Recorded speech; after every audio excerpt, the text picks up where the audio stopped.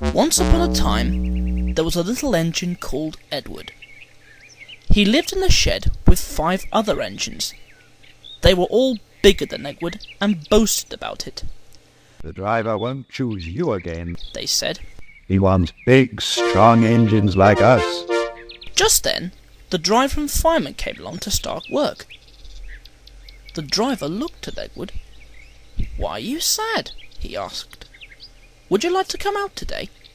"Oh, yes, please," said Edward.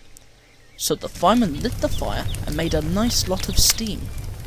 Then the driver pulled the lever, and Edward puffed away.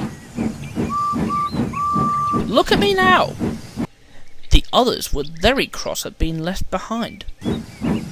Away went Edward to get some coaches. "Oh, please be careful, Edward. Don't bump and bang us like the other engines do." So Edward came up to the coaches very, very gently, and the shunter fastened the coupling. "Thank you, Edward. That was kind. We are glad you're taking us today."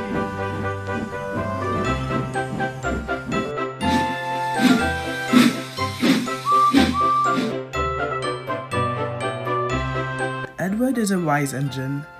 Maybe one of the wisest on Sodor. My Edward is basically a repainted 2002 Playboy Edward. However, Edward unfortunately does not run, so I decided to just remove his wires and give him a new coupler. Though I do intend to modify his front tender coupler one day.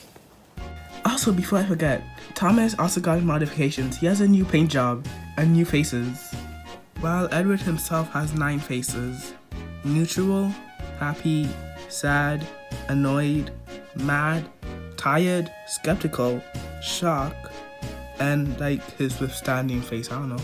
Now since Edward does not run, I decided to do an Edward exploit scene remake just to make up for him not running.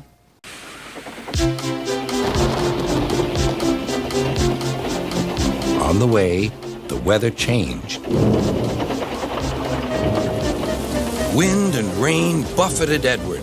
His sanding gear failed, and his fireman rode in front, dropping sand on the rails by hand. Suddenly, Edward's wheels slipped fiercely, and with a shrieking crack, something broke. The crew inspected the damage.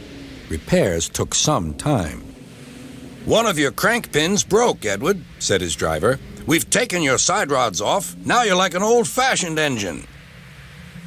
Can you get these people home? They must start back tonight." "I'll try, sir," promised Edward. Edward puffed and pulled his hardest, but his wheels kept slipping and he could not start the heavy train. The passengers were anxious.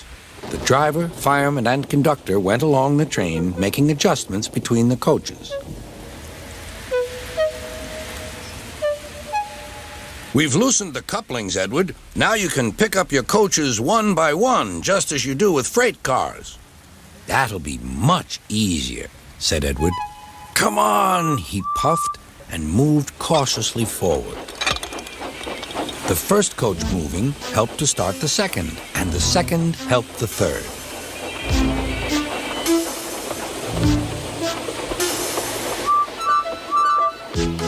"I've done it! I've done it!" puffed Edward.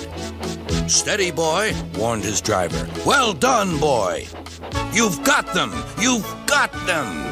And he listened happily to Edward's steady beat as he forged slowly but surely ahead.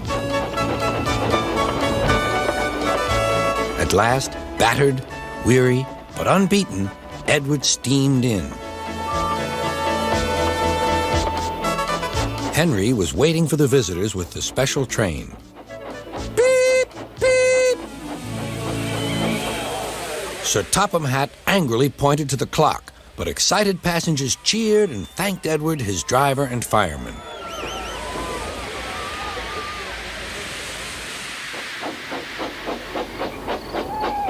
Duck and Boko saw to it that Edward was left in peace. Gordon and James remained respectfully silent.